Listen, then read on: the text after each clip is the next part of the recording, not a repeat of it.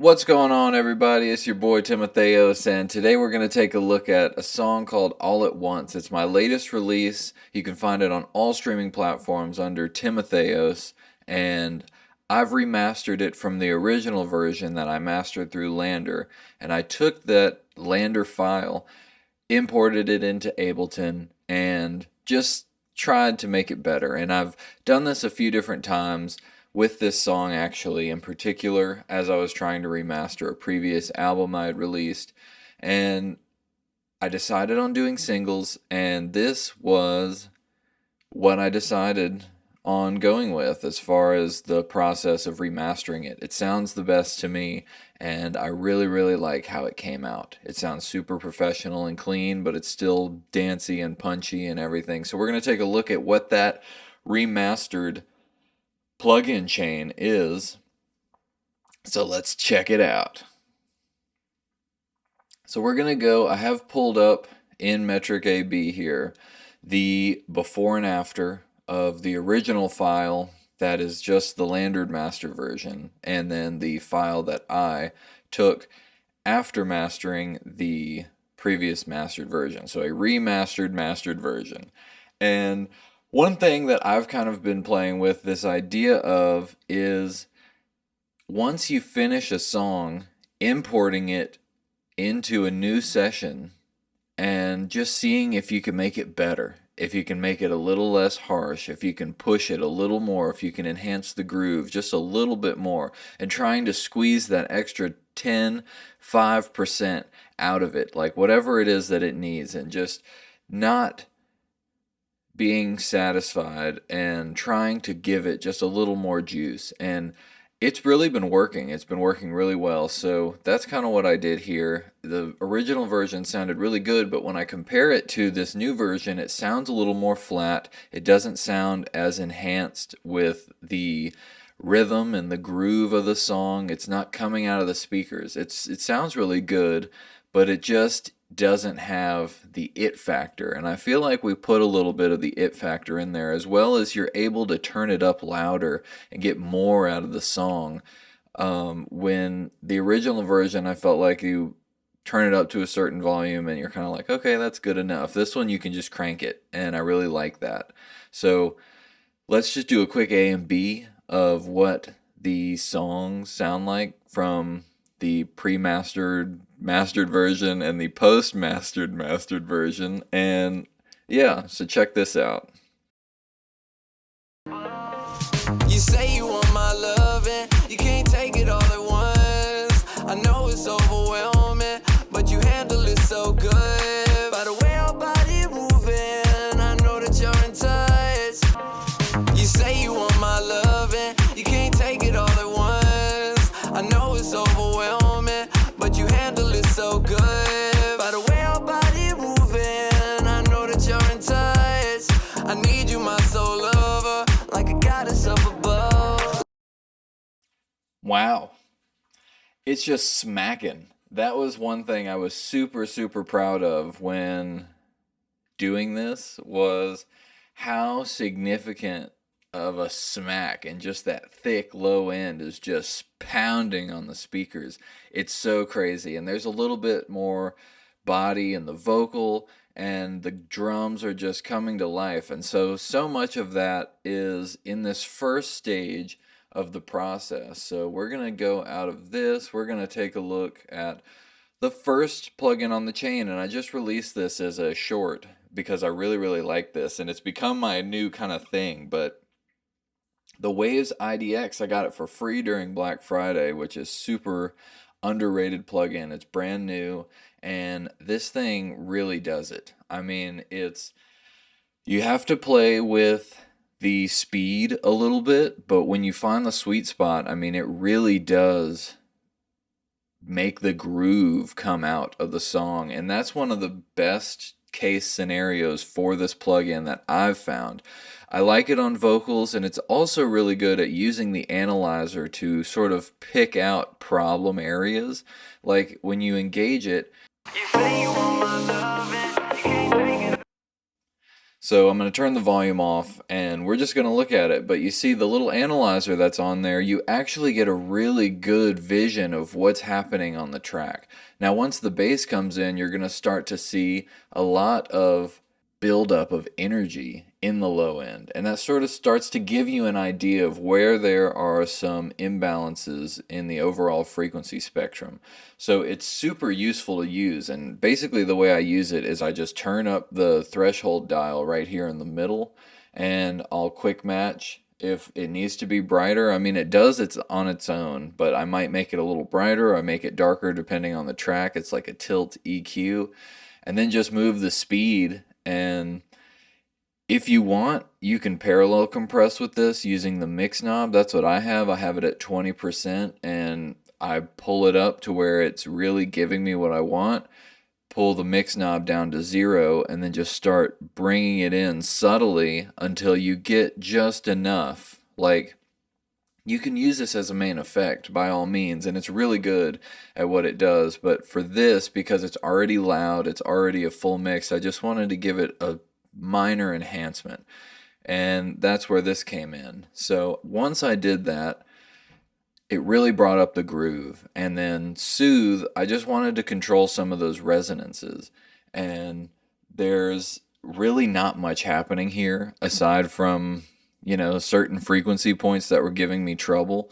And you can see that I'm literally doing 16%, which is a dB and a half of gain reduction max that this is capable of doing. It's really just for evening things out and making sure that those peaks that come out in harsh moments are tame. And it's really, really good at that. What I do, I have it on auto listen, so as soon as you're moving this around, you start to feel where there is a little bit of something that bothers you, and you just pull it up. And once I find that area, I get it here. I will adjust the Q a little bit, and I'll just raise the sensitivity until that problem goes away. So if I hear something that's harsh up here in the high end, and really it controlling low end because it moves with the bass notes, it's super good at controlling that low end that you can't always hear, and it muddies up the signal. It costs headroom, but when you control it, it actually affects the top end, and the groove of the song can pick up. When you have too much low end, you can kind of cloud the groove, but when you just tame it a little bit more, all of a sudden the speed of the song, the tempo, you start to feel it. And so it's really, really cool, and this is a great tool for that. So that's kind of what I used after that, and this has kind of been my chain here, is the IDX and Soothe, and it just starts to automatically balance the mix a little bit for me for what I want and what I'm working with, and gives me a groove going. So next we have Pro Q4, and this is just bass smacking. This is just enhancing the punch of the drums. I found a spot around 104 hertz that felt good with the kick, and with the bass in this song and the kick, there didn't seem like there was that much separation. And I wanted to create that, but again, the low energy of this song was really, really heavy, and I kind of wanted to bring out that smack. So let's see what we're getting. So we're getting a little more than a dB of expansion when it comes to the kick drum hitting, and at 40 hertz, we are getting what looks like -2.5. So as it's hitting, it's punching up at 100 hertz and it's bringing down at 40 hertz. And that's allowing the low end to move out of the way of that top part of the kick. And you can see it start to move with the song. This is also a really good way to keep enhancing the groove of the song. And that was just one more step that I'm taking to create this movement in the song and allow for it, because again, I really felt like the original was really good, but it was kind of flat, and this is helping to break that dynamic a little bit. Then another Pro Q4 doing some little bit of cleanup. That low end was just really kind of crazy. So I have some non-traditional EQ moves here to clear up the low end, and it's still really heavy, but we're taking out at 30 and 60, adding a little bit at 300. We're taking out 450 and 670. We're adding a little bit at 850 and 2500, taking out the harshness at 4400, and dynamically controlling that super high top end at 12K. And this is just shaping it a little more, finding some problems, and once we have ducked the problems, we're raising those surrounding areas to still add those points. So like the mid-range right here at the 4 to 600 part, which is the lower part of the mid-range, we are dipping, 3 dB, but at the same time we're raising a dB on either side of it. So on each side, we're bringing up those points and dipping what's in between, but still kind of raising the overall energy level of what's there.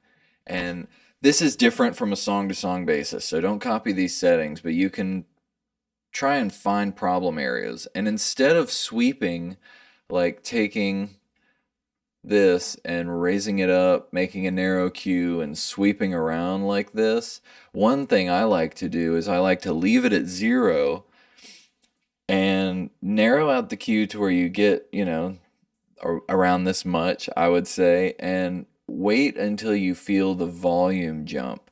Now, everything is going to be a pretty consistent volume, but you're going to get to a point where all of a sudden something is a little bit louder, and usually it's not going to sound good as well. It's going to be a specific peak or resonant frequency that starts to just barely poke out, and you kind of have to go slow. You can't just go back and forth, or else everything's going to sound like a wash. But you really just move through, and then you're like, okay, that was it, and then take it down and then play the part again and say, okay, I don't really hear it as much. And this is something my ears have gotten a lot more subtle or acutely aware of, like the differences and then hearing when that problem goes away. And I don't know if it's ear training or what, because I haven't done much ear training. I've just done a lot of mixing. And now I'm starting to finally hear some things that I feel like, oh, this is actually causing a problem. This is where the buildup of energy is, and ducking it out. And this sort of thing is what is about to, with the next processor, match everything. So you see, we're taking some things out and sort of reviving the energy here, because the next stage is the God particle. And this is doing limiting with its adaptive limiter. So everything that we're bringing down beforehand is now being like pushed together. So that way, when you have the overall dynamic picture and you squeeze it together, those things that were bothering you are no longer an issue, and they sort of get their presence back a little bit. And that's really the cool thing about like compression and limiting, is when you have a signal hit the threshold, the first thing to hit the threshold is where the compressor is going to clamp down on. So if it's the really low end of the bass, and all of a sudden it's not really as energized, or like the gain isn't so high on those points, then you're actually going to have a more even threshold of the frequency spectrum. And so it balances out and it compresses the signal more evenly. Like if on a side chain of the compressor you were to boost the high end, or like on an LA2A, you turn the little dial there to take the lows out, and then you're starting to compress just the high end, it's going to sound smoother, because the resonant of the low voice that you have, if it's for vocals in this scenario, hypothetically, your voice has different resonances. So the low part of your voice might sound more resonant when you say one word or go down a note versus before. So if you take all that out, it's more evenly hitting the compressor. And that's the idea behind what I'm doing. And some of this is actually being pushed into the God particle. So the God particle, I believe, was already activated. And so I'm using the Pro Q4 before the God particle as pushing into it. And even though I'm taking away, it's still followed by the God particle. So I started to notice that there was these problems when I used the God particle. It adds a lot of gain. And one secret of the God particle I really, really like is turning the limiter module up just a little bit and getting a little bit more out of it. And once again, the amount knob, turn it to 0, start adding it, because 100 is a really good place to have it if that's all that's on there. But if you're doing all of these other processes, you just want a taste of it. And I'm adding some mid-range back again. So we have 1.3 dB, and this mid-range right here is at 600 hertz. Look at this, 600 hertz. So I'm kind of adding it back in after the fact. So even though I'm dipping 3 to 2.5 dB here, right at that 600 point, once I get into the God particle and it's hitting the limiter, and I'm pushing it again. So it's a little bit of push and pull with this EQ going on here. And it just allows for a little more control. So 0.5 dB down on the input, 0.5 dB up from the default settings on the limiter section. And then 34% just felt like the sweet spot here. And lastly, this is a sleeper for sure. It works. It really works. This is a great limiter. And with the ISPL, intersample peak limiting, when you enable that at the 16 times, it's calibrated automatically with the output to be -0.1. So that's my ideal for when it comes to streaming and everything like that, is you don't want 0.0, it's 0.1, and it just tricks the numbers a little bit more. And I'm just pushing it a little bit more. The tight felt really good for this. This is just getting that extra push and also sort of that final chop of I don't want to do anything more. So let me see how much limiting is actually going on here for being pushed in. 2, not hitting 3, okay, 3.4. So 2 to 4 dB of limiting here going on. And same thing with this. We got our meters engaged right around where we need to be. This was a really helpful plugin. The God particle was incredibly helpful at starting to feel, because everything I had, it was super smiley face. I had the lows that were super boosted and everything, and you could hear it, and then the highs were super high, and there was nothing in the middle. And what this taught me is that you can kind of have a mix, lift up in the mids, and once you have that, the entire thing just balloons, and it grows, and it is enhanced. It's so good. And that's really it for this song. I had a few other versions that I tried, but it took me a couple of tries to get here. Don't think I just sat here. I know how to mix. I know what I'm doing. I'm going to hit this, and this, and that's it. But starting with the IDX to get the groove going and then Soothe right after it has kind of been my go-to. Pro Q4 after all of that to do more touching up of certain areas. It might look different on the next song I do. And I do have another song coming out on Friday. It's called They Want to Be Like Me. That one, I used a similar process. Started out with IDX, went to Soothe. So let me know in the comments if you guys hear the song one.